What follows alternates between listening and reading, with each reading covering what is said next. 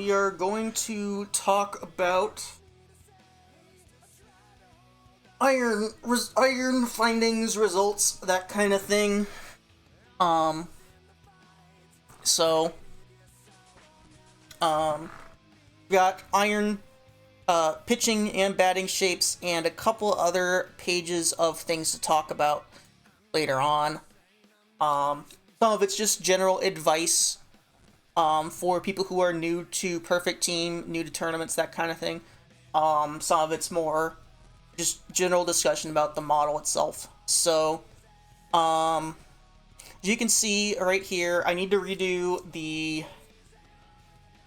model, or I need to redo my pitching model in the next model revision. I changed the base runs formula, and I don't remember what I did. So you go to the pitching sheet here. You can see the raw base runs and base runs, V left, V right, all that. I changed the formula that calculates all of these, and I don't remember what I did. And if I go back to what is available, the actual base runs form. So if I pull up here, go to base runs on Tango Tiger, and go to this formula right here, every pitcher is very far negative, and since it's wins above average, that shouldn't be possible. But every expected run allowed is above the league average. So, there is an issue somewhere. I spent a long time Friday and yesterday trying to figure it out, and I couldn't. So, I think it was mostly Friday I spent trying to figure it out. Might have been yesterday. But, because of that, and because I think I know a different way that can value, pitching. I originally did this last year because we got pitching BABIP in there, and I wanted a way to account for pitching BABIP. And Kidneys mentioned something about base runs, so I went with it because I knew I had the formula somewhere. I wasn't using it for hitting, but I decided to use it for pitching to get run values. So you get the number of runs above or below average a pitcher is, and then you convert that to wins. But I think I have a better way to do that, or a different way to do that I like a little bit better, because it puts hitting and pitching would both go back to WOBA. So, I'm going to redo it. All of that said, no matter how many changes I made, the top pitchers were always... I'm going to refresh this again. The top pitchers have always been roughly these 10 guys, and the profile, so what these averages here, has always been the same. So whether or not they're in the right order, we got it roughly right. We got it 95% of the way there. So that's what I'm sticking with for now until I go in and redo it with different data. With a different sample, which we talk about why we need a new sample later on.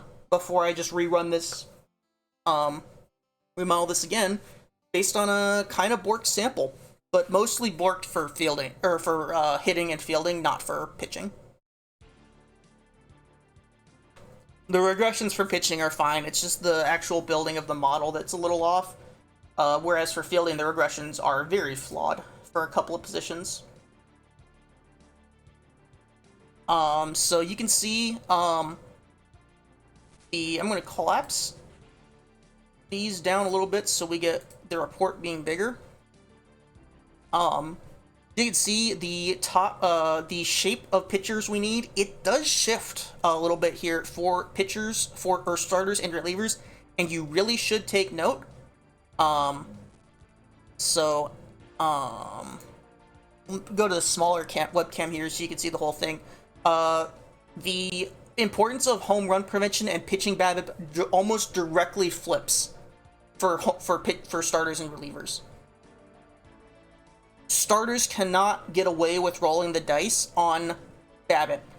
as much as relievers can. Relievers face 3 to 6 batters. They can really get away with riding the line on those BABIP results because they're not going to be rolling those dice very often. Starters can't. You want them facing 18 plus. You want them going at least 2, sometimes 3, or even into that 4th time through the order. So they really need that PBABIP a little more to cut down on those base runners. But both of them really want control, and stuff is the dump stat in Iron for pitchers so far this year. So another thing to keep in mind, this is Iron.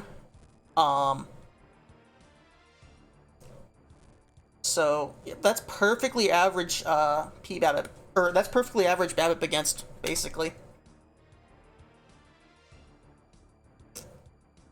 But yeah, since I'm talking about Iron, which are the lower rated cards, up to 59, these cards all have flaws. None of these cards are perfect. They all have some rating that's not very good.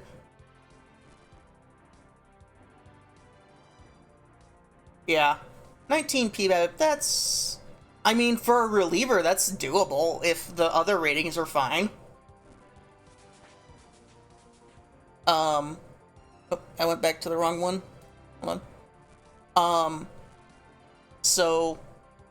For pitchers right now, stuff is really a good dump stat. Yeah, that's the thing about pitching BABIP is consistency. You will get consistent results with your pitching with good pitching BABIP. If you don't have good pitching BABIP, you are completely relying on the luck of batted balls. And sometimes you're going to have really good outings, and sometimes you're going to have really bad outings. So, I know there are, I think it was 2 or 3 years ago when Skep was still an affiliate, he was talking about how the tournament format would change whether you want to run someone like Campbell. Because if you go into like a double elimination best of 3 final, like the bronze tournament, the bronze quicks now, you don't mind running Campbell, because if Campbell has a good game, then you're off to your next round. And if Campbell and your other players have meltdowns, then you're out of the tournament and you enter a new one. With those double elim ones, you really do, if you lose, you want to lose your second game the next day, because you want to be out of that tournament and on to the next one. So,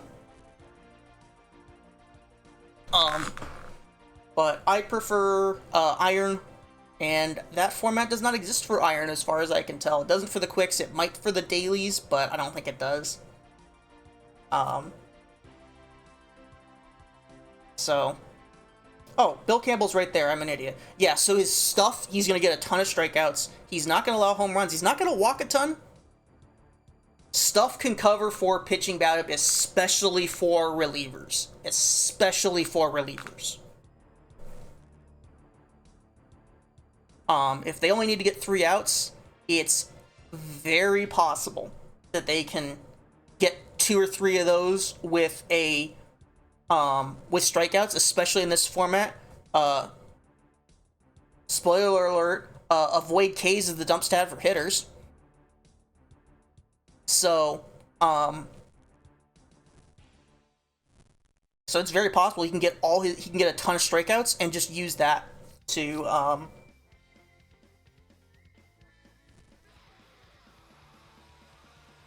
use that. The only problem I have with this is Brett Anderson, Bob Forsch, and Sherry Smith show up twice because they're also pitchers, so... I think I like Jack Warhop. Give me a second.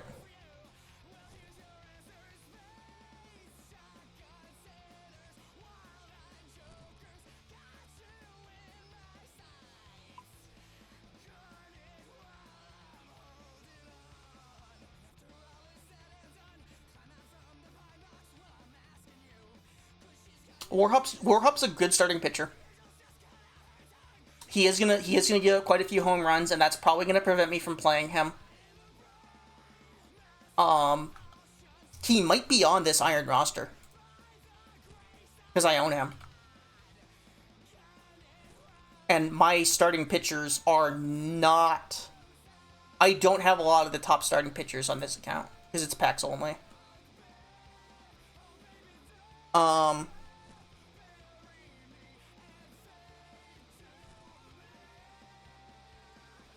BNN won't work. I don't believe.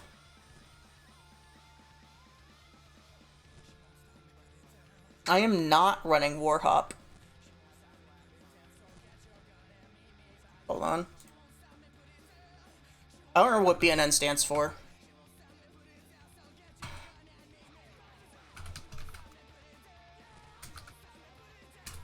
It's nearest neighbors, but I don't remember what the B stands for.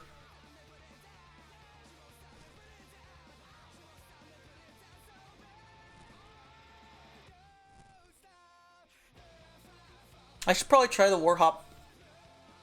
Oh, beige. Oh, yeah. A beige and neural network will not work.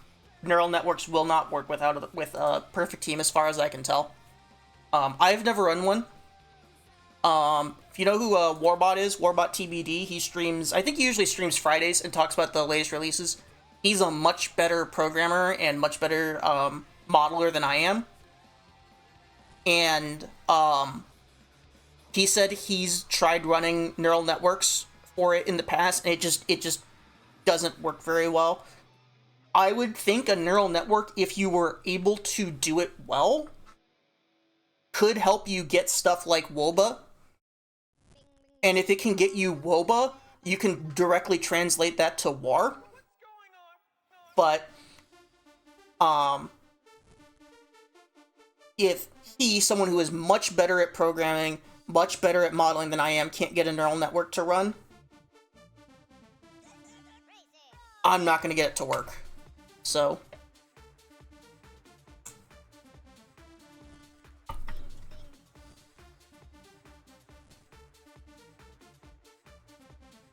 regression is really good for out of the park, because we can, like, we know that, you know, we'll go over here really fast. BABIP correlates with BABIP, and PBABIP correlates with PBABIP. Those are direct relationships we know exist from the devs. So we can do regressions on that and just use that and get really good results with that. But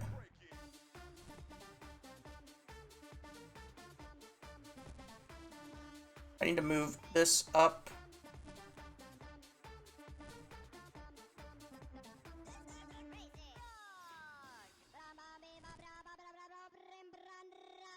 That was gonna bother me until I got back. So, but I've got the shapes here on the left for the top 10 pitchers. This is the top 10 starters. I didn't do the relievers because I wanted to get all 10 of them in there, and I didn't want to do 2 pages.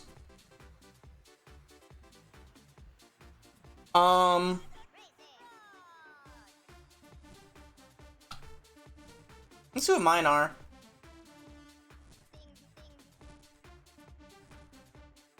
Hold on.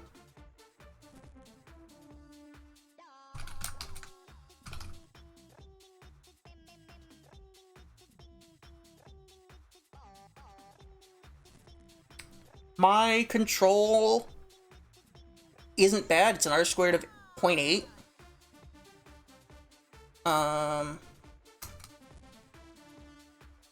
Home run is pretty bad. It's a 0.49.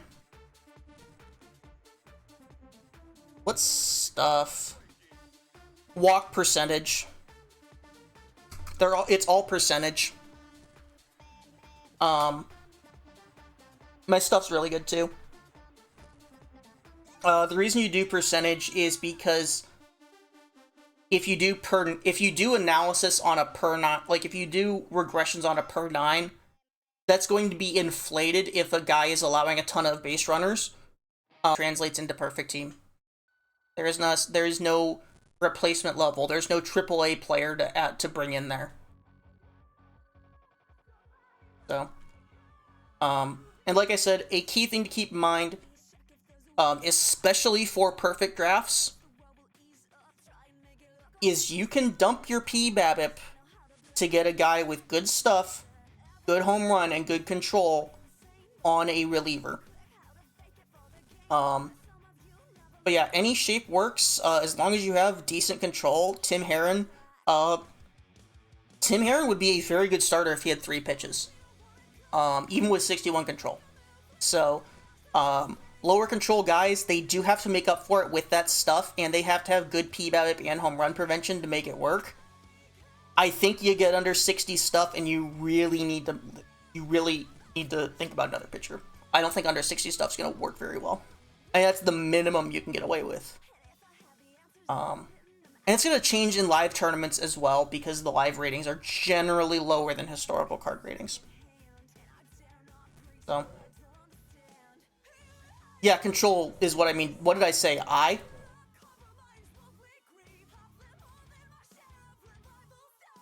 Stuff. Yeah, he's got the 81 stuff to make up for the 61 control. Yeah, but 61 control... 60 control is the minimum right now.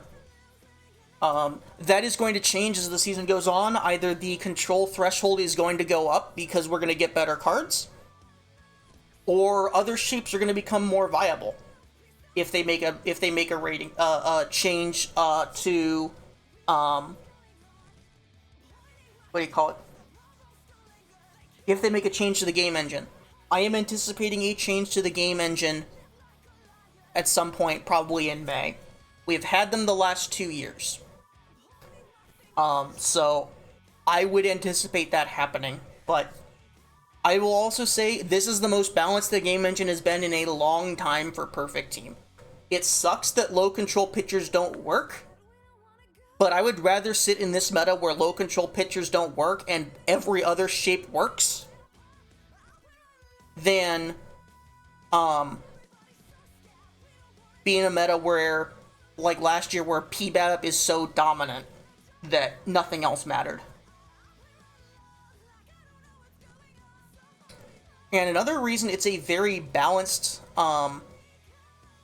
meta is this is the top batters.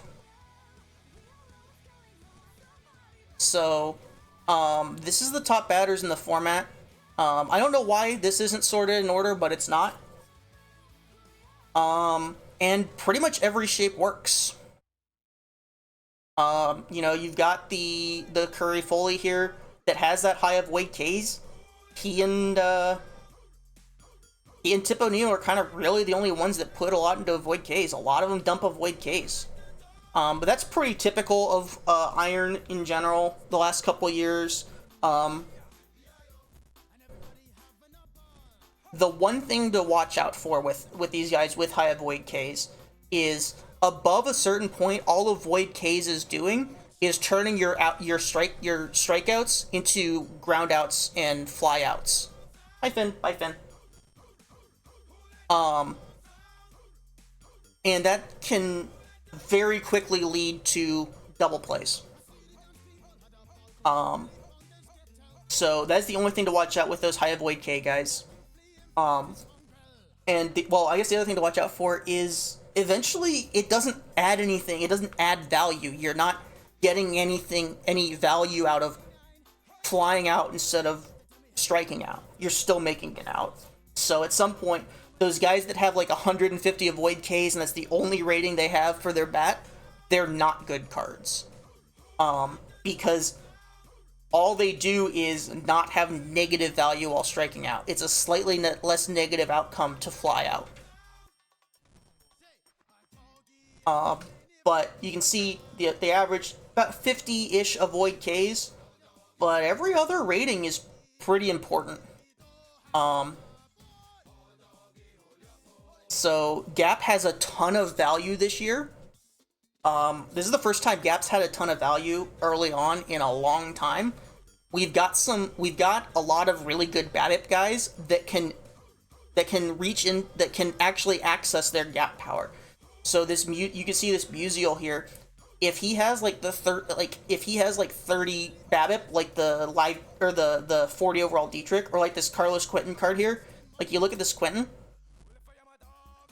47 BABIP but 115 Gap power, but he's still not gonna hit for a ton of he's still not going to get a ton of extra base hits because he's just grounding out and flying out every time. He's not putting it in the gaps because he just doesn't have good BABIP. So very limited value for gap on someone like him. But you look at this Michael Sanders right above him with 103. He's got 74 BABIP. Doesn't strike out as much as some other guys, so he's gonna put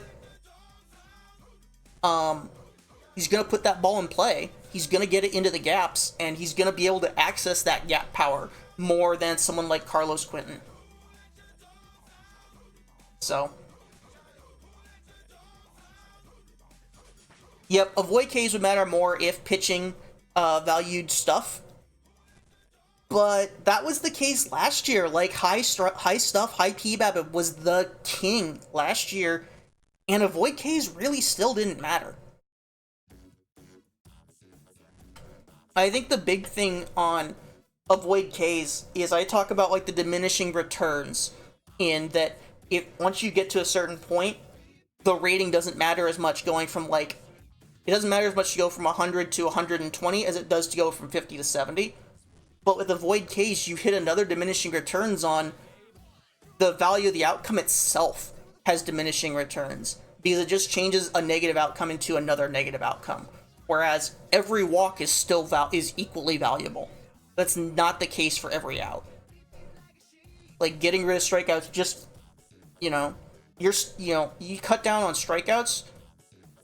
Like, most batters, they cut out 30 strikeouts a season. They're only getting another 10, 15 hits.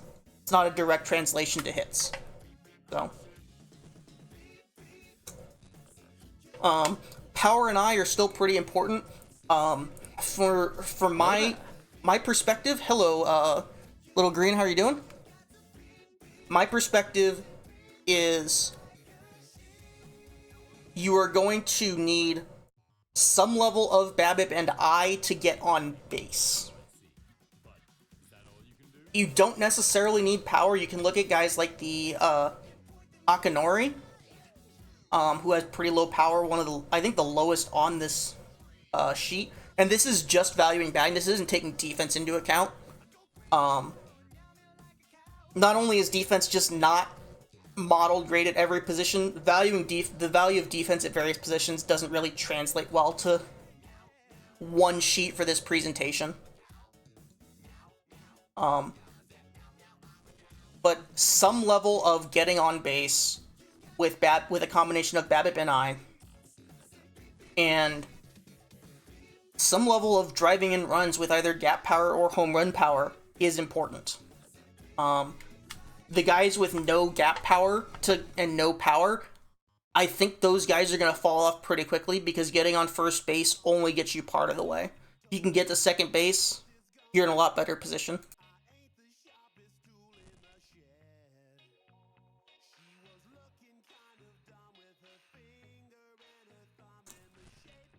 So again, pretty much any shape works at hitter right now.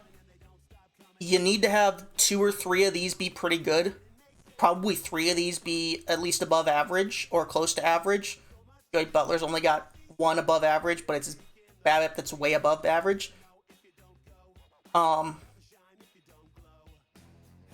So, and the average rating here is not a great metric. Don't think of these as thresholds you need to meet at all. It is just trying to get an idea of the shapes that work. What is there anything that's working across the board? Like with the pitching, you can see it's a really, really consistent shape. You have one person that breaks the mold on stuff in both lists. No one really breaks the mold at control except for Tim Herron. Right? Everyone kind of stays within the mold on home run. Campbell breaks the mold on PBABIP. So does Chet Covington too, a little bit. So this, you get a much more consistent shape. Batting shapes, you don't. You just kind of, this average just shows that, like, the top players aren't homogenous like you have at pitching right now. So you really kind of need to consider the whole card rather than just look at 2 or 3 ratings like you have been in years past. If I had my druthers, I'd look at BABIP, and Gap Power. But that's not up to me. So, so here are the lessons that that I'm taking from this first model, and I want other people to take from this first model. So we'll start with pitching. Control is king, but balanced cards are much better this year. I'm gonna pull up the Tim Herrin in game really fast. That a card like that Tim Herrin last year is awful. Balanced cards this year work. It used to be balanced cards only worked at the top end because they were saturated in every single rating. But this year, this Tim Herrin card, he's not saturated in every single rating. Like, it's a balanced card, but it's kind of balanced around the middle here. You know, kind of around 60 to 70. And it's still, if he had that third pitch, he'd be a top 10 starter.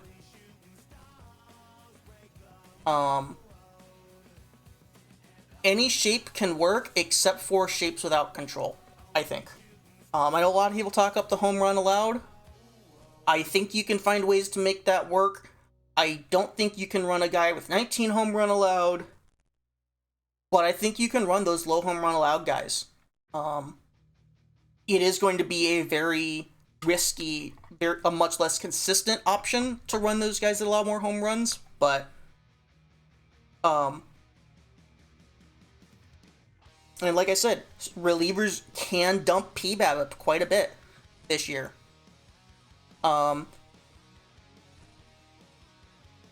It's very high variance. The model does not like it at all, which surprises me.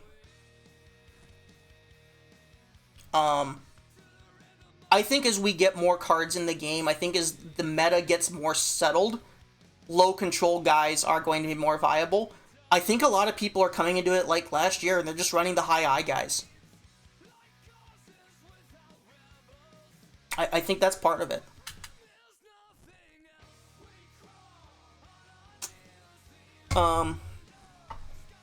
And I think, like I've mentioned a couple times, this is the most balanced game engine we've had in at least 3 years, at least since 23. I think it's probably more balanced than 22. It's the most balanced PT engine, tournament engine that I can think of. The goal is run prevention and base runner prevention for pitchers. Whip. If you focus on whip, you're going to be good. And that hasn't always been the case in the past couple of years. Whip hasn't been the end-all be-all.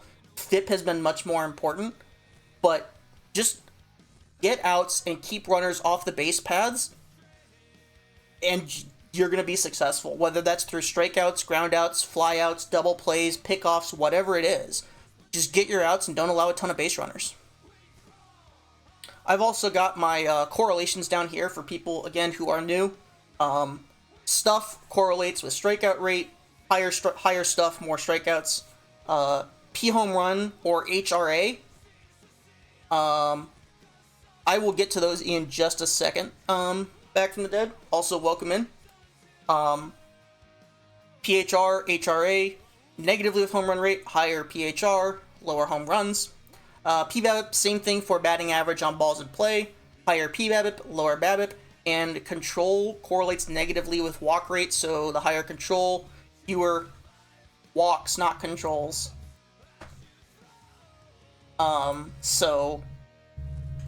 Just have that there.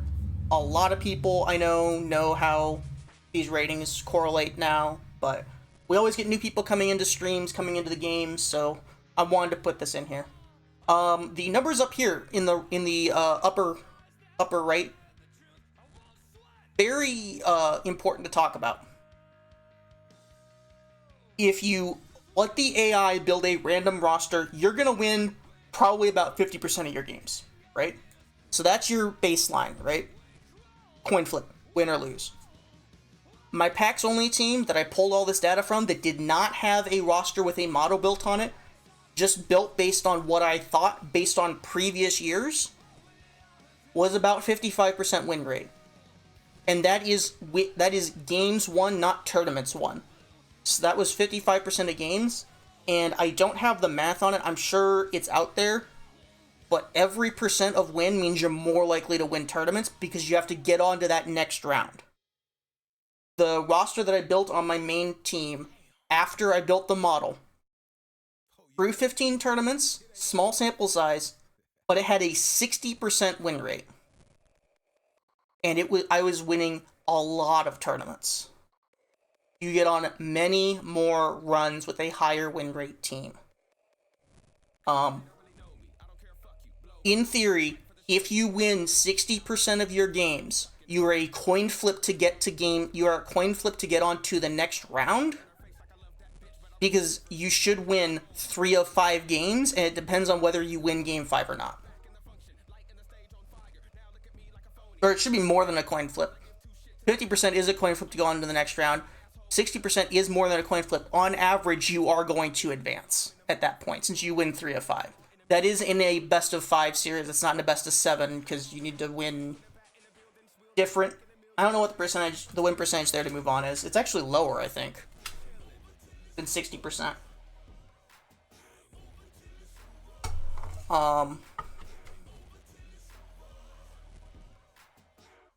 So I wrote this out about BABIP being the most important rating.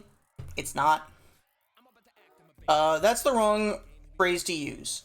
That is the highest average. As I said, these averages are not an indication of what is the most important. You need to take everything into consideration. You need to take the whole card into consideration. So, it being much closer for what you should look for is correct, but more in the sense of you should look at the whole card, not BABIP. Batters need a combination of BABIP, I, and power. I still believe this. If your 3 ratings are BABIP, GAP, and Avoid Ks, the card's not going to have the top end to get there. You need to have those 3 ratings at least at 50 or 60. Maybe you can dump power if you have BABIP, I, and GAP power, but the best cards are putting, are putting something like, putting a little bit of power in there. The 3 true outcomes does not appear to be working this year. That's the big thing I wanted to say there. And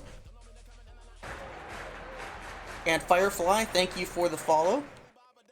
So who's a 3 true outcome hitter? Let's take a look at this Carlos Quentin. Branyan is a good option, because this Branyan card, I want to look at,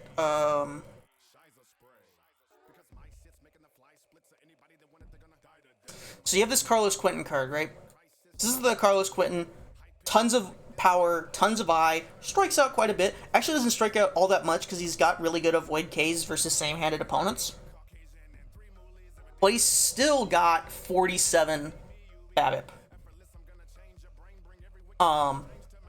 And that's pretty important. If you look at the Dietrich card,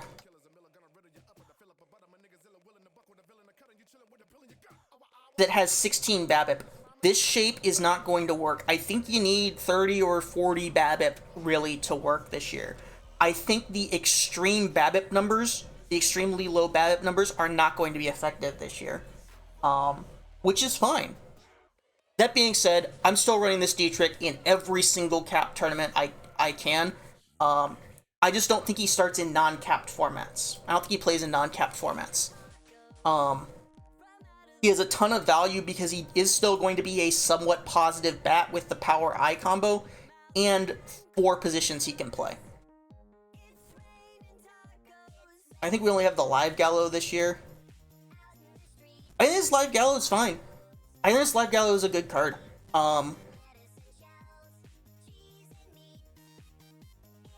He's got 58 BABIP. He's going to strike out quite a bit, but he's going to hit a ton of home runs, and walk quite a bit. The Dunn from last year, I don't remember what the Dunn's card was last year, but it was You know, you could see the Dietrich had a higher BABIP last year. I think he had like 20 or something. But I'm not sure that Kingman would work. Yeah, it's a different done this year, I think. I think it's a different. Yeah, it's his rookie card. I don't think the one last year was a rookie sensation. I think it was a snapshot. We don't have a Kingman this year, which is kind of disappointing. But yeah, if you scale these numbers down a little bit, you know, get back to like was on the White Sox. Yeah, so it was a later career done. Yeah. Oh,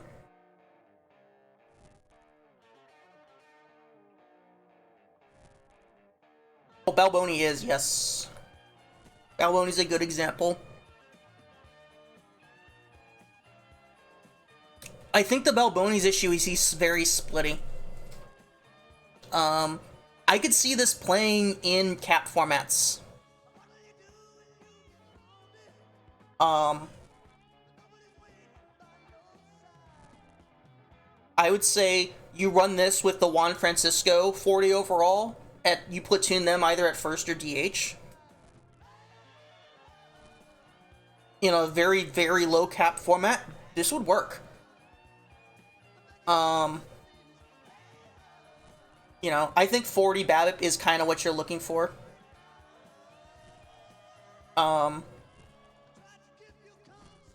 he's going to walk quite a bit versus left. He's going to hit quite a few home runs.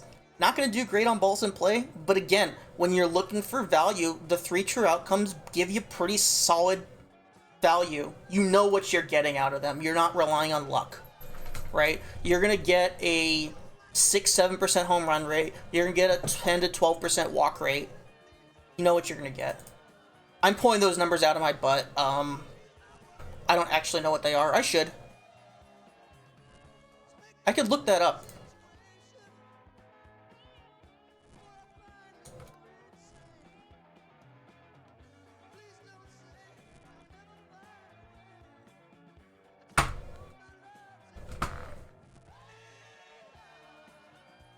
Yeah, V left, he's got about a 5% home run rate, and about a 12.5% walk rate. So, you know what you're getting out of him. And even then, he's got a V left, he's got a 251 BABIP. That's not terrible. Like, he's gonna hit a ton of singles. Not a ton, he's gonna hit a good number of singles.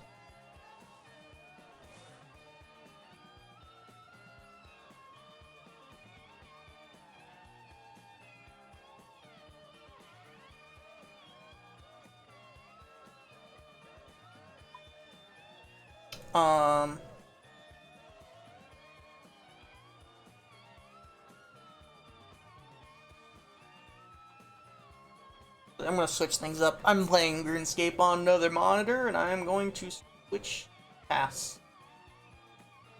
Was mining stars, because I wanted to do that while I was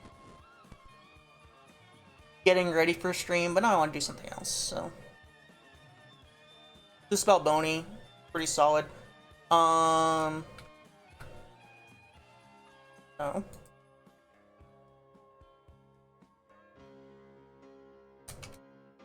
This Juan Francisco is the one I was talking about. He's got 63 BABIP, 60 BABIP both ways. He much prefers facing lefties, or facing righties.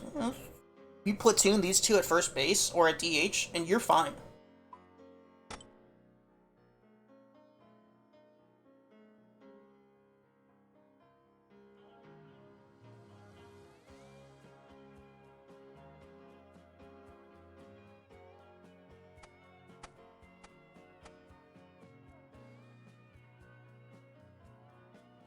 Ken Chase.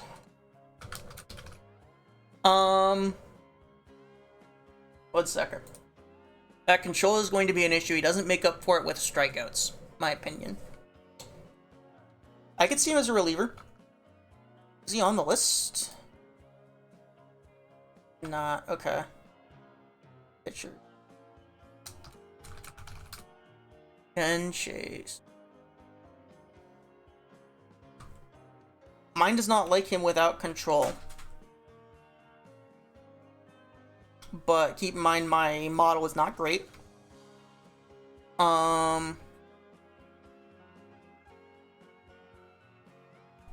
He's got him as a 764 OPS against. 339 WOBA against. Yeah, I think you can take him in drafts and try and get him to avoid high leverage situations, but I don't think he has the ratings to make up for stop. I don't think he has the ratings to make up for the lack of control there.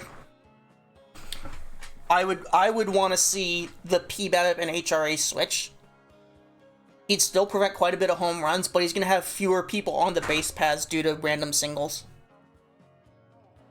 Oh, and he's a ground ball pitcher, and ground balls have higher BABIP than fly balls do. So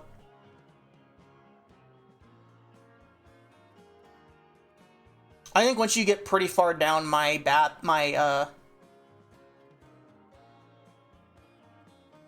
yeah, well, I don't normally look at these. I just look at the rankings at the end.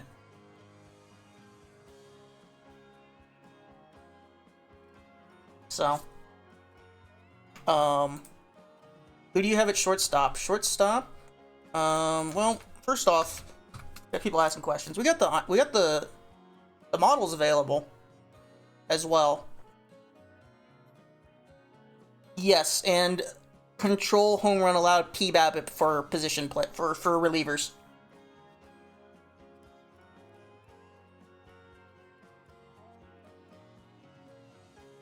My big problem with shortstop, we do not have good shortstops. That is my big problem with shortstop. Ian Desmond's probably the best, because you want to play Woody Held at second, where he's better. He's the best shortstop and the best second baseman. He's really not a great shortstop because his defense is only okay. Desmond's solid. Doesn't do well against same-handed opponents, which sucks. But you can platoon him with Hunts, you can platoon him with Tavares. I'm platooning him with Tavares and just saying, I want the defense, looking at it as a defensive, hi there. You know, looking at the defense numbers here and just saying, I want to take my best two defenders. You know, and let it, and going off of that. Shortstop's really bad. It's really bad. We need my unsung hero Christian Colon shortstop badly, more than ever. Orengo, very bad defender at short, and again, I'm using him at first base. I like Orengo at first, honestly. I don't like his defense. I think you can use him at third. I just don't know who you're going to play over him at first. He's, in my opinion, the best first baseman. And Dahlgren at first is a good option. I think the issue that you run into is at some point you run out of platoons. And I'd rather have the consistency of Orengo. Yes, iron. So I platoon center field, I platoon shortstop, I platoon catcher. And my Pax only is platooning left field, my main is platooning third base. So you run out of platoons. So that's why I stuck Orengo at first. I said Orengo is a really good first baseman. His defense isn't great. Stick him at first base because he's got to be on this roster and play somewhere. So stick him at first base. He'll be a slightly above average, a slightly positive defender at first base, which is not the end of the world. Because he's not a good defender at second or short. And there's so many good bats at third base that I'd rather use those bats. So, we had talked about avoid Ks. Like I said, beyond a certain point, Usually about 60, 50, 60 or somewhere. It's just turning strikeouts into outs on balls in play. So now there's a point where that has value. Where not striking out is more valuable. Usually that's league play or much higher tournaments. If you're talking about outs versus outs, outs are outs in Iron, where you have to have cards that have weaknesses. You just do. So, avoid Ks is almost always going to be the dump stat in Iron. Now that we have BABIP.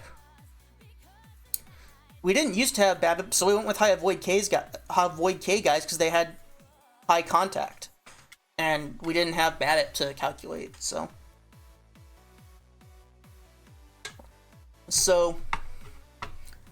we do need to talk about defense. Defense is not very important outside of second base and shortstop, or center field and shortstop.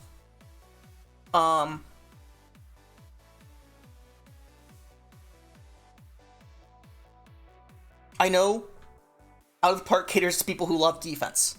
I love defense. Here's the analogy that I use for why defense doesn't matter as much in tournaments.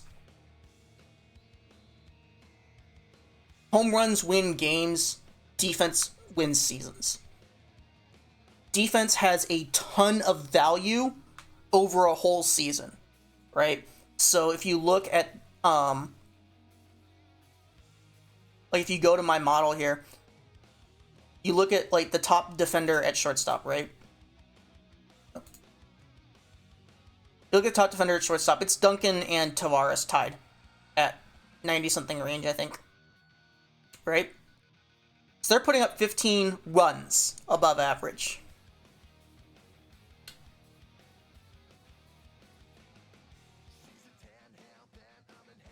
Now let's look at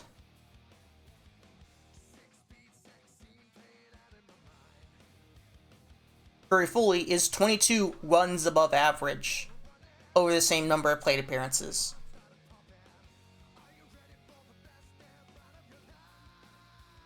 Or even more. I think this is actually lower than 1,000 innings, which is what I calculate defensive runs above average over. So we always talk about, it's kind of hard to say this, like a home run will win you the game. A great defense play at shortstop probably doesn't, but sometimes it does. But a home run is more valuable on a WPA graph than an individual play at shortstop. Over a 162 game season, your defense is going to matter a lot more than the home runs you hit. But in short spurts, in short series, home runs are much more important.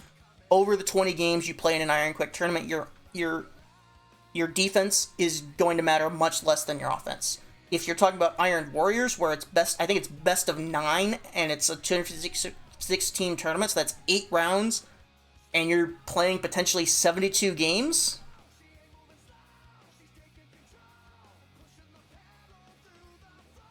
Yeah, your defense may matter a lot more there in best of 9s that go deep, that are long tournaments. But in a max 20 game quick tournament, not the same.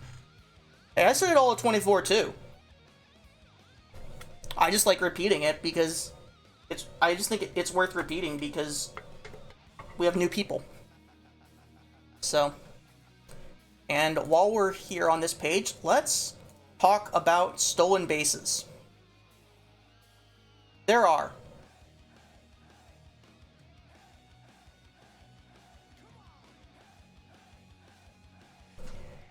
let me count, hold on. Pin. Oh, I need to go to batters for this. There are a total of 16 batters that should have their stolen base rating turned on.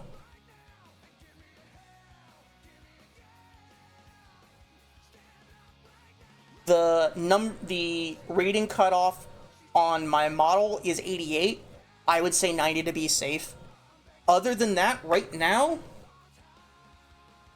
you are getting caught too much to be valuable.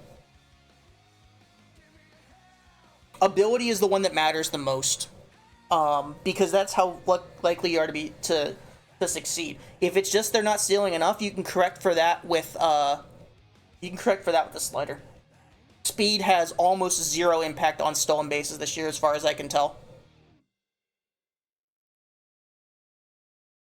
As far as I can tell, that was completely separated out for steals specifically.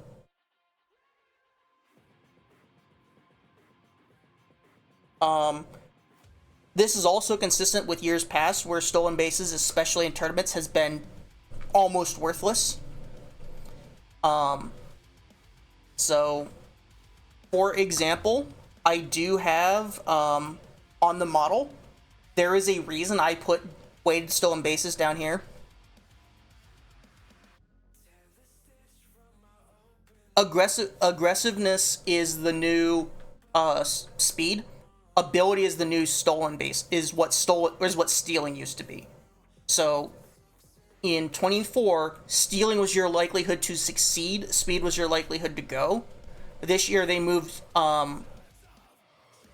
aggressiveness.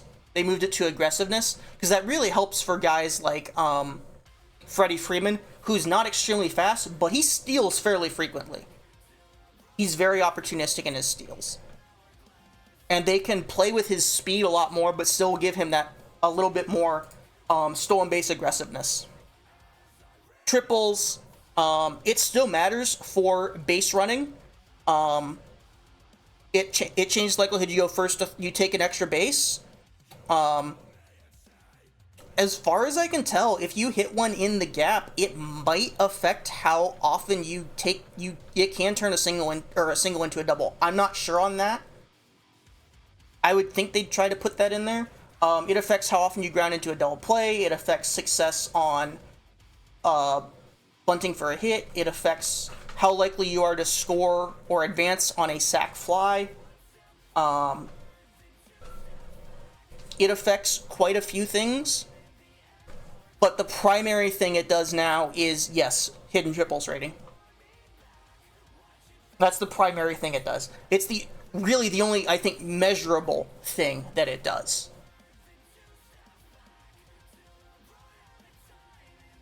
Speed, yeah, speed directly is almost a direct translation on your triples ratio. So the higher your speed, the more likely you are to turn a double into a triple. Base running is much more about once you're already on base, how do you do advancing to that next base? Do you take an extra base when you should? Do you try to take an extra base when you shouldn't?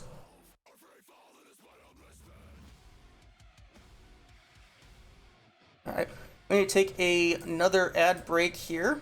We just won another tournament, or we took second in another tournament. We need to take an ad break. So I'm going to run the ads, and I will be back in just a couple of minutes, and we'll finish up the discussion of Iron. Shouldn't take much longer. Maybe another 20-30 minutes at most. Depends on how much I get distracted. Hi, Finn.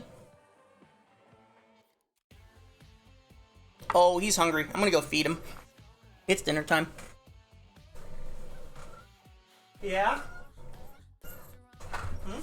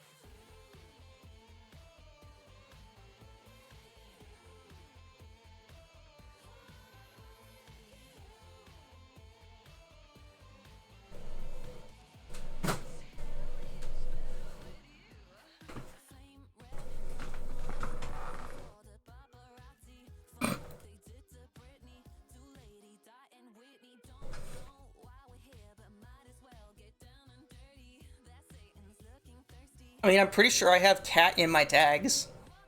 Yeah, cat's my first tag. There's a ton of us with cats. I can't remember if D Block has cats or dogs. Attica, I know, has a dog. Alex has a cat. Yuka's mom has cats. I don't know if she has any cats where she lives. Laptop actually has a ton of cats. I don't think EVC has pets. I could be wrong. Minerva has cats. Yep.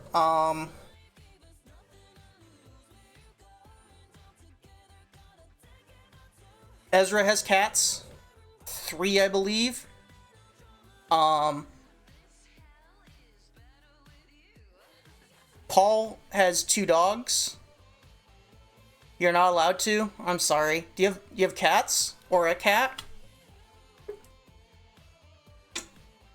Or are you not allowed to have pets?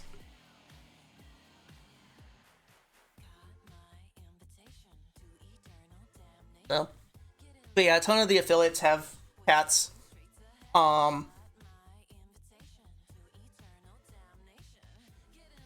a ton of them have dogs too. A ton of us have pets.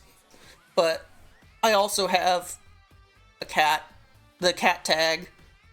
So pets that are not permanently in a cage, you can only have pets that are permanently in a cage. Oh, that sucks. I get it though. Finn's torn up part of my carpet. I'm not getting my pet deposit back. I'm probably not getting my deposit back because they're gonna have to replace so much for the cats. So Finn's been very destructive. Like, I think, yeah, these blinds are okay. The ones right here by my window. But that's because I have them up and I put this curtain in front of it, the blackout curtain in front of it, because both of my cats love being at the window. But look how bright it is. It's a west-facing window. That's unavoidable. So, yeah. I've usually gotten most of my deposit back. But, the blinds in my kitchen, the blinds in my bedroom, and the blinds in my living room are going to need to be replaced. The carpet in my hall is going to need to be replaced. Yep. Oh yeah. That's why I haven't replaced these blinds. The cats aren't going anywhere. The ones that are so damaged that you can see in, are on the second floor. They're not at ground level. So the ones on the front, they are kind of at ground level, but you can't they're not damaged enough you can see in them. The ones that are damaged enough you can see in them. My neighbors behind me are too low to really see in, for the most part.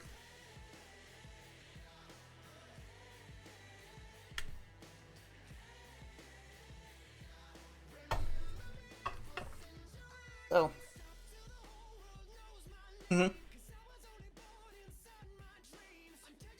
See, the problem with defense at shortstop right now, that's pretty good. The problem with defense at shortstop right now, look at my roster here. I don't remember changing this roster. I must have bought a card or something.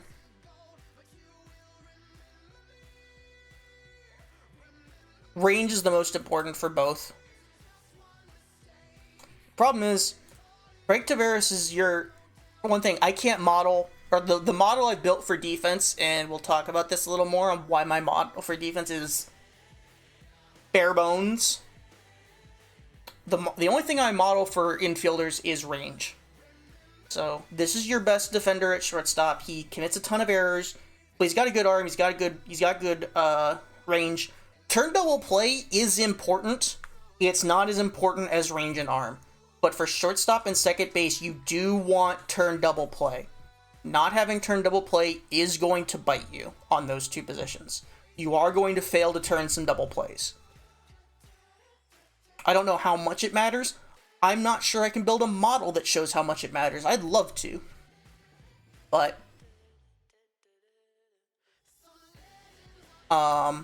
for center field, you've got cards like Brett Phillips, you know, Ian Happ. I don't want to play that in center field with that range. But second base still wants range first. Anything up the middle, you want range a lot. But double play is very important. You know, I'm playing Steve Holtz at second base, V left, I believe. Yeah, V left. Yeah.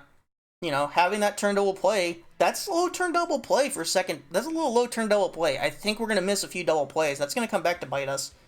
But this is my packs only team, and I don't have every card, so this is my best option. Because my best option to replace Frank Tavares V left, because he terrible V left, is to move Woody Held to second base. Or to shortstop. So, you know, range is the most important. For center field, range is king because you're covering the most ground of any position. Shortstop, range is king because you're covering the most ground of any infield position. You don't have range, you don't get there to make the out. For outfielders, you know, arm is also important, but if you don't get there in time to catch the ball, they're probably on base. You're very rarely going to throw someone out trying to take an extra base. Like, it's not often you're going to throw someone out trying to take second on a single. Trying to stretch a single into a double or a double into a triple. Doesn't happen very often. Arm helps with that, but it's better to just get the out the first time. Don't rely on tricking guys into trying to go for third base when there's a ball in the gap, and use that to make up for the fact that you don't have range. It's not going to work out. But arm is still important. Arm's much more important, I think, this year than it was last year. So I don't have it talked about on this page. I might talk about it a little bit over here. I do a little bit over here, okay. But for catchers, the model's pretty clear, and this is always the case at the beginning of the cycle. Catcher defense doesn't really matter. It really doesn't. Especially with the pitching profiles we have now. You have high control guys, so frame's not cutting down on walks very much. And they're low stuff guys, so even if you do get an extra strike or two, you're not getting them many extra strikeouts. The pitching profile doesn't fit well into a framing focused catcher right now, because it just, like, you're getting 23 to 25, you're getting 20 to 23 outs a game in the field, not striking out. Yeah, framing and arm are important. Yeah, framing doesn't matter as much in older eras. That's a quirk. That's the way the engine works. Framing doesn't matter, except like in the dead ball era itself, framing matters. But between dead ball and modern, framing doesn't matter. Framing might not matter in dead ball as much anymore. It used to not. Blocking will be important in dead ball, though. There's a ton of pass balls in dead ball.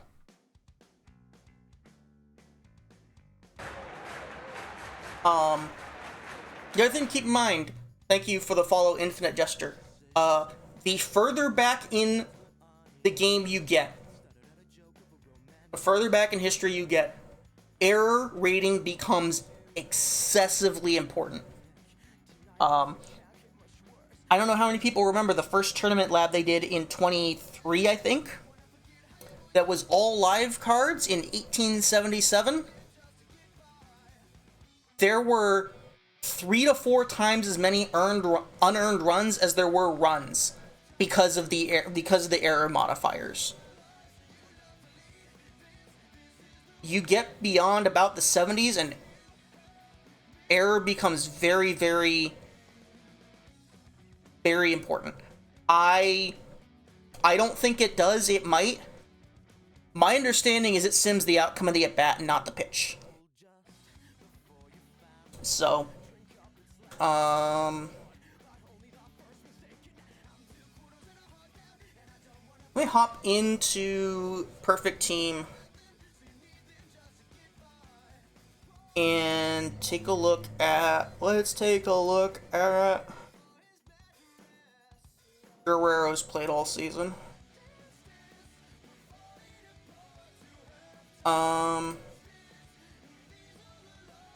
Yeah, PT does not have a count split. Yeah, it really isn't. I was hoping that we had a count split in there, but we don't. So.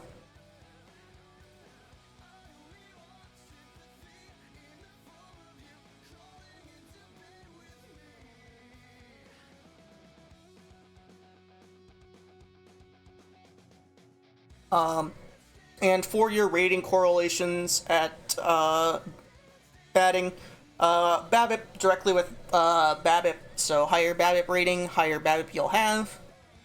Gap power is extra base hits on balls in play, so only your doubles and triples, not your home runs. Home run power is exclusively determined by power, and power only affects home run power. It doesn't affect doubles or triples. It's not like the show. Yeah.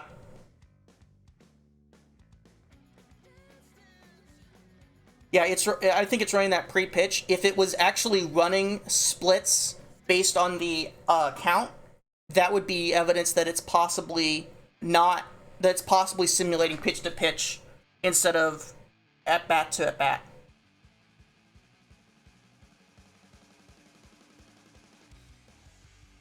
Or plate appearance to plate appearance. Yeah, and I think it's different in base game when you sim pitch by pitch. I'm not sure. I understand PT a lot better than I understand base game in terms of how the engine works. Because I've never really investigated the engine in base game as much as I have in PT. I walk rate, pretty direct, higher your eye, higher walk rate. Avoid Ks is a negative correlation with strikeouts, so the higher avoid Ks, the lower strikeout rate.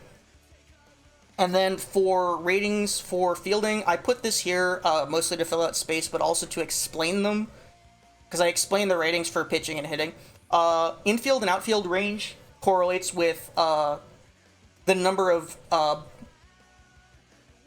balls they're going to get to in their zone, so it's higher total chances. So if I go to... I need a tournament that has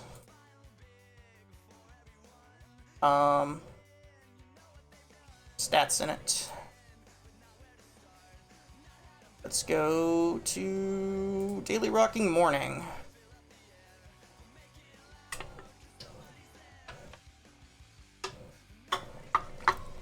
So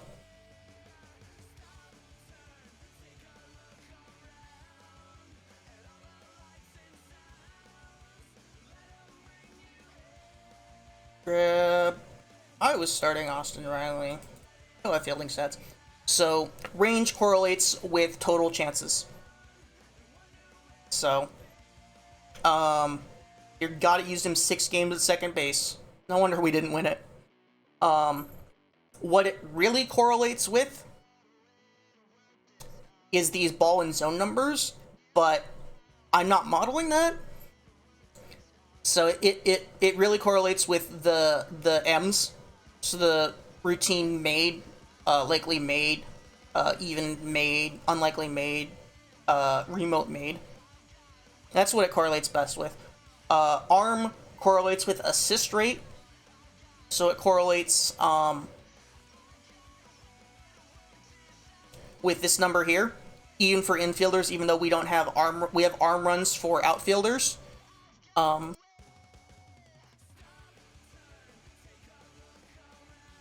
We have arm runs for outfielders, and it does correlate with that, but for both infielders and outfielders, it correlates with the number of assists you have. Error correlates directly with this error number here. So the higher this error rating, the fewer errors you commit. And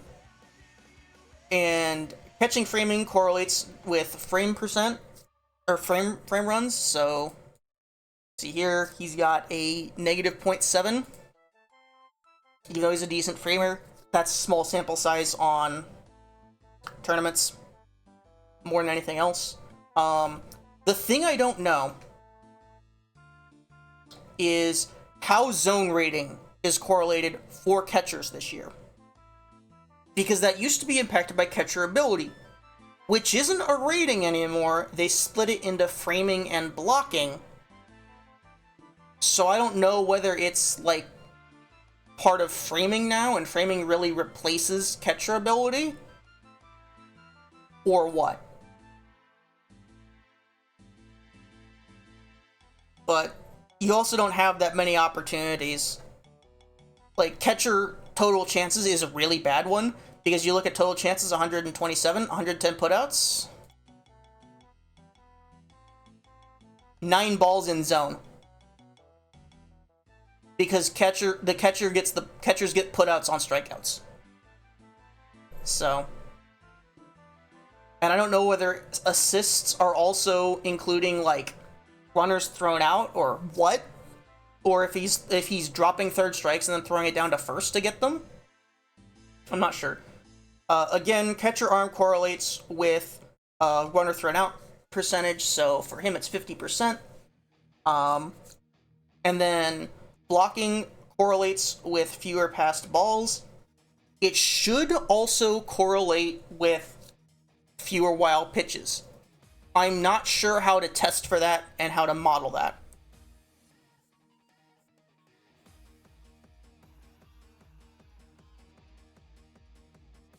Yeah.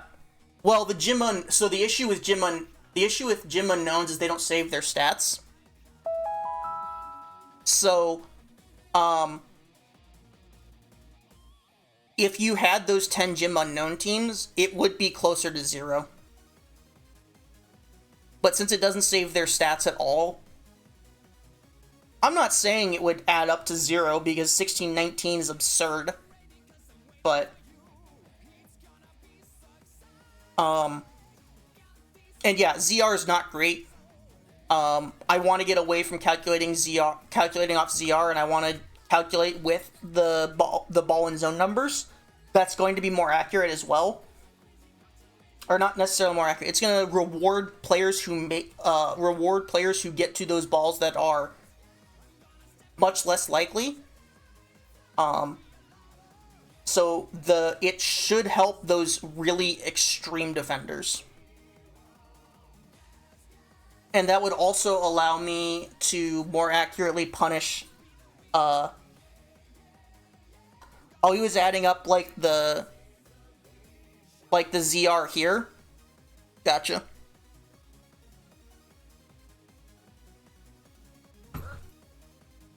Yeah, we've known all of those run numbers are not in the best position, but they're the best we have. Like, I'm pretty sure if you ask Izadafo how to sum up, or how to model how to figure out catcher defense, especially like framing runs, how would you do that without using the frame run number that we get? We are very limited in what we can do because of the stats we have. Not that there's an easy way for Out of the Park to fix that, because a lot of the, like, summarize, if you wanted to give us the components that go into, like, frame runs, that's a lot of numbers you have to make available to us. Yeah. Yeah. They give us ball and zone numbers. The other thing is a lot of that's WPA based. Or not WPA based. I think a lot of it is WPA based. And so you'd have to find a way to make that viable in an exportable format.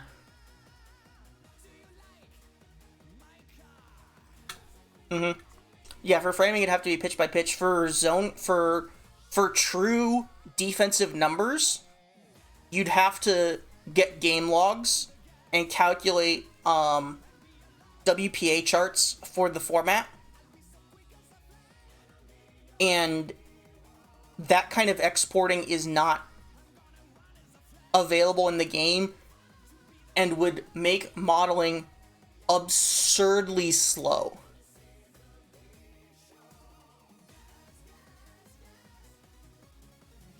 Because you'd have to, what you have to do, you have to export every single game log and calculate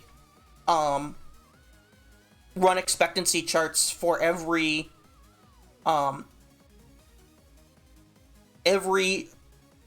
base state and every inning. Every base out state and every inning. I would love tourney splits. I think tourney splits is a much simpler demand. Because I think it's a simpler implementation than figuring out what's going on with the stats. I don't think they know why that's not working correctly. I think they'd have to spend a ton of time digging through their code to figure that out. And Kava with the raid. How is it going, everyone? But we already have splits for league play, so it shouldn't be that much work to get tournament splits. I assume they haven't done it for a reason, though. We've been pretty aggressive in asking for changes, and they've been pretty consistent in giving them to us. So I assume there's a reason they haven't given us that yet. And it's not just that they don't want to. I assume there's a technical limitation for it. Honestly, it might be a server storage information. Or server storage issue. Because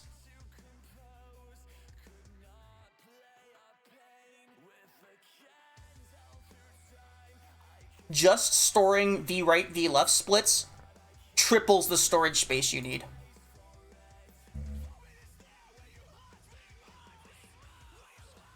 Like, just adding these two rows right here triples your storage space.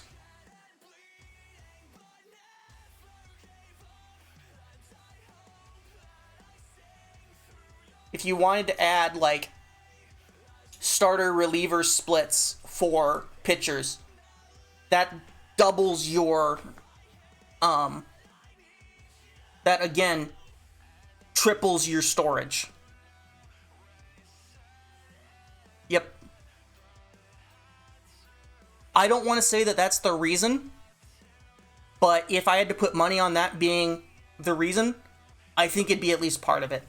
The storage for that, even just text, you're literally just those two things, which would be the most useful. It's a 6 times increase in your storage.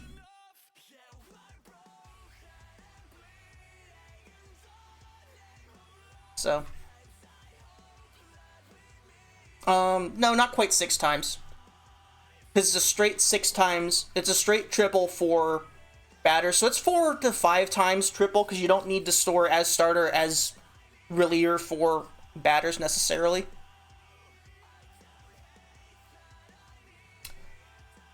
I don't think bandwidth is as big of a deal for something like that. I think it is part of it, but I think the bigger issue is just you run into storage issues, and they've been working on getting their servers to where they need them to be since PT23. So,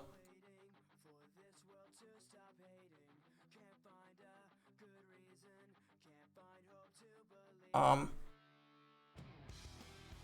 then, we talked about turn double play. Correlates with getting that second out on a ground ball double play. So once you get the ball at second base, throwing to first and not throwing into the batter, not getting upset if he goes for a takeout slide.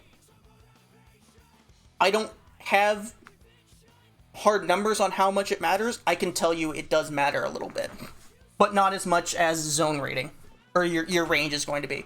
Because your players have to get to the ball before that turn double play matters. Range matters because you have to get to the ball before you can do anything else.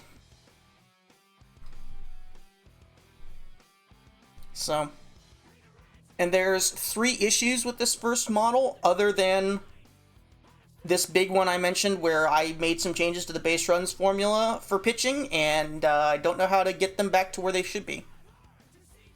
Yeah, this is going to give you a really good Iron squad if you just download that sheet. So I'll put it in here again. I'm going to pin it for the rest of the stream.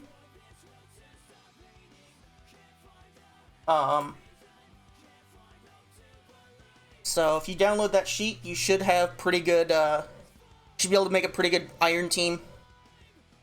That's why I pointed out my, my 5% improvement in pack percentage, or in win percentage. It's like, I've won 4 of the 15 tournaments. Whereas before I was winning 1 to 2 a day at most. I was winning at least 2 a day with the new roster. So the sample, so the first thing is the actual sample that we're training the data on is poor for right fielders and left fielders, or third baseman. For right fielders, the outfield range numbers go from 47 to 60, or 48 to 67. That means that it is vastly overestimating the defensive value from someone like Brett Phillips or Justin Maxwell, because it doesn't have someone at that range. They're so far outliers. Yep. That's what happens. That 5% win rate, that 5% game win rate translates pretty quickly into more tournament placements. So that's what I was trying to get at there with the winning percentage. Yep. Yeah, the massage just nuts. Yeah, and the reason I point out the shapes is these numbers aren't going to translate directly, but the shape is going to be roughly the same in any format, okay? In any format you play that's modern era, these pitching shapes are going to be good. This is what you're going to want to look for. Same with batting. It's not going to translate directly. Maybe in something like Silver, the meta points more toward a Power I format than Iron. But the shapes are going to get you in the right direction, even if I don't have data to tell you who the best are. So even if I don't have a model, I'm going to perform better knowing what shapes are good. So, but yeah, for right field, we don't have those high-end defenders modeled correctly.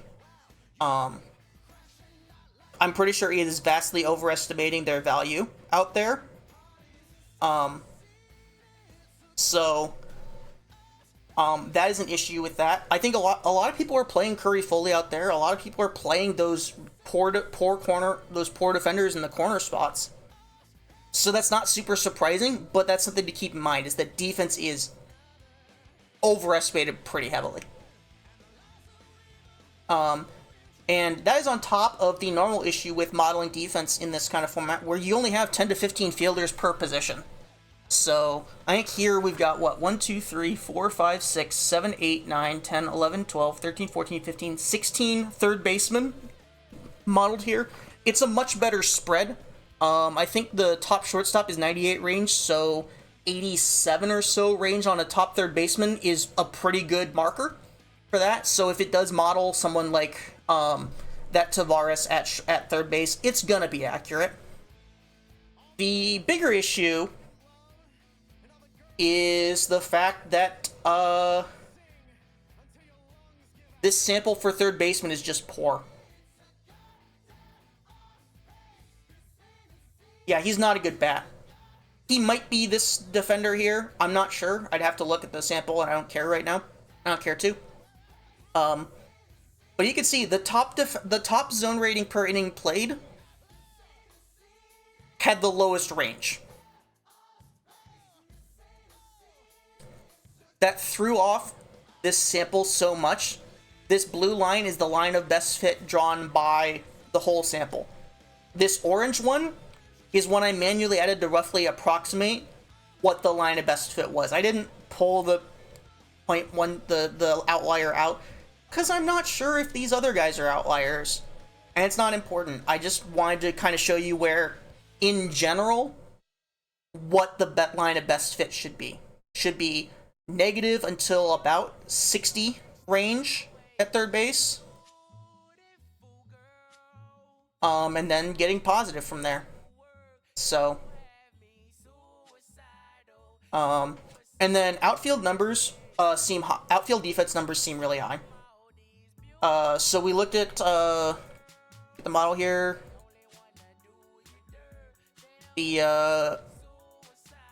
Here's where Brett Phillips, Johnny Mostel are for their outfield numbers. Pat Kelly, 25 to 27.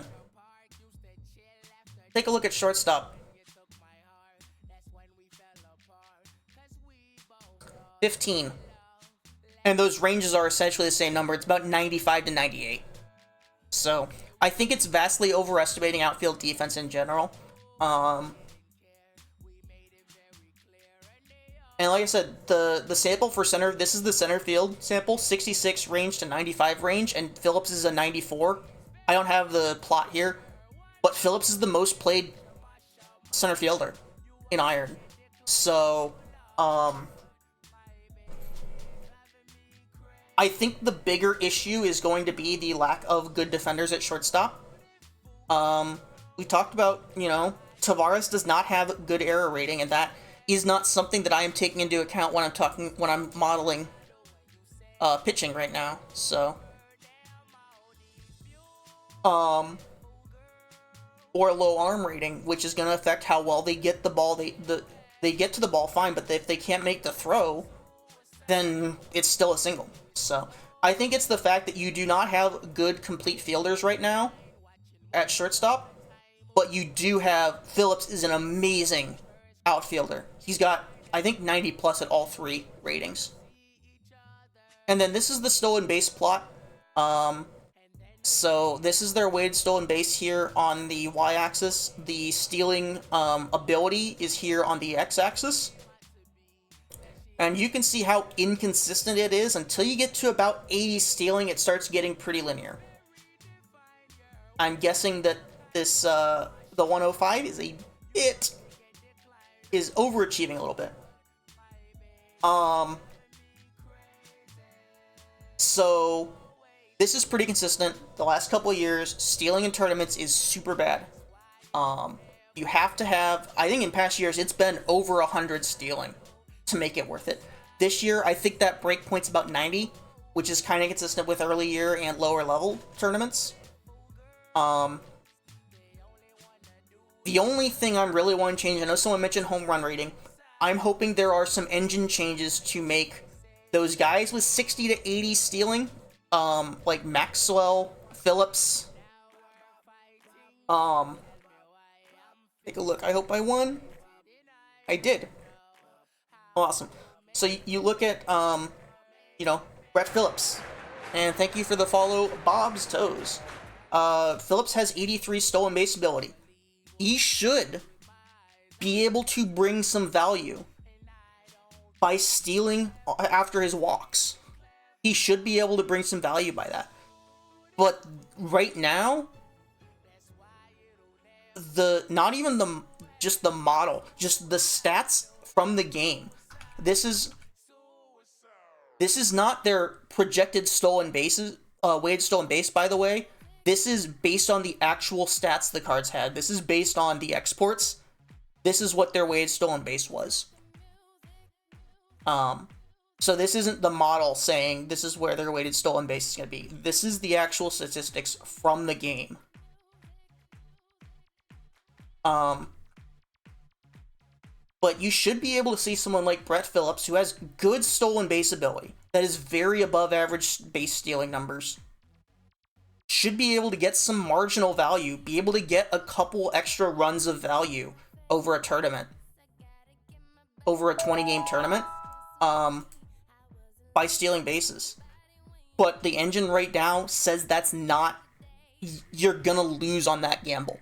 That's not a worthwhile gamble.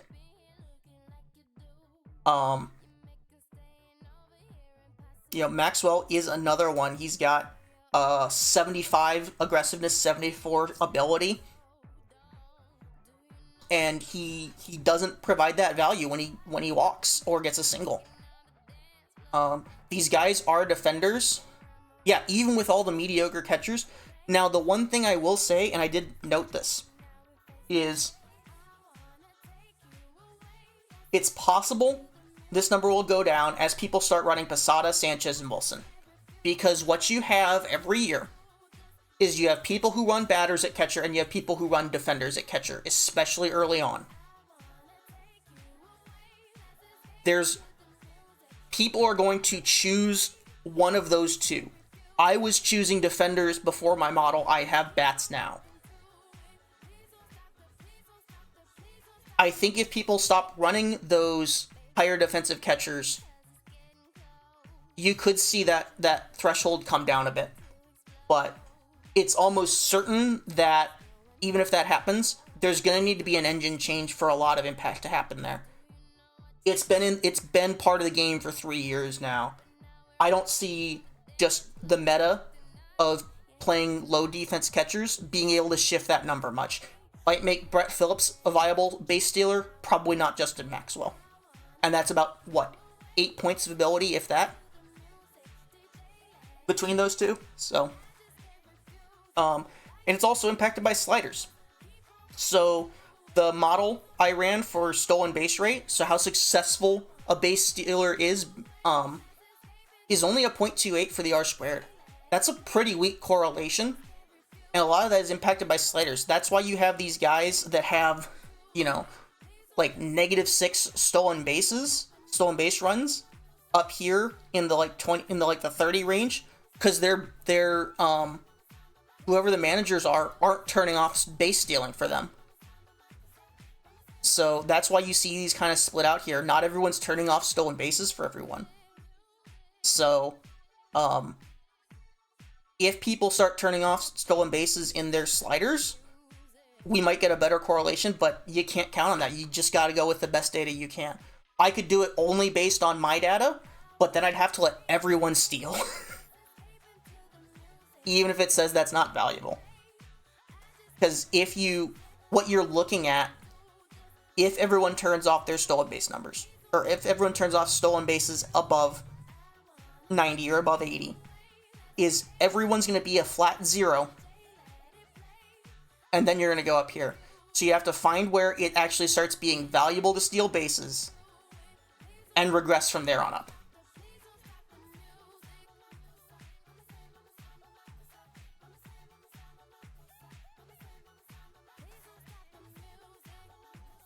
And then, like I mentioned, there's the issue. I need to remodel pitching in my next model, if my next model's not live.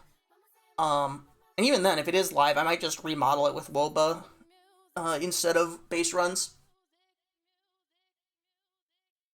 So, but yeah, that is what I've learned so far from Iron. Again, control is the most important, and then home run prevention and PBABIP next, kind of evenly. You want more PF on starters. You want more home run prevention on relievers. Batting shapes, You need to consider the whole card. You could dump a Void K's, but you kind of need a little bit of everything else. And defense's importance is kind of up in the air outside of shortstop and outside of catcher, shortstop, and center field. Shortstop and center field, there's still definitely some value in defense. Catcher, there's absolutely not right now. Well, there is, but it's not. It doesn't outweigh the bats. The bats are really good. So, now a lot of that is because the way the game calculates overall for catchers and center fielders and shortstops is it heavily rewards them for having good defense, but also heavily punishes them for not having defense. So that's why you can see these catchers that are extremely good bats and absolutely atrocious defenders, and they fall into iron. And TJ Jenks, thank you for the follow. So that is everything I had here in this little presentation.